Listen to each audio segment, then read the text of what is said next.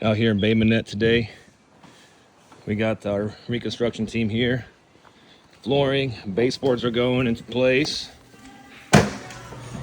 This house suffered a Category 1 water damage leak. It was lost. The refrigerator line had burst and flooded the home for a few hours. Let's see what the guys are up to.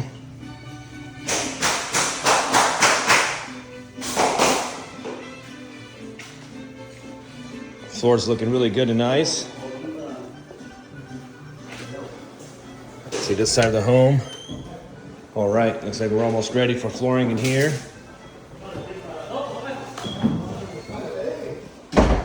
All right, it's looking good. We got Mr. Jonathan doing some baseboard. Peter's doing some prep. Looking really good.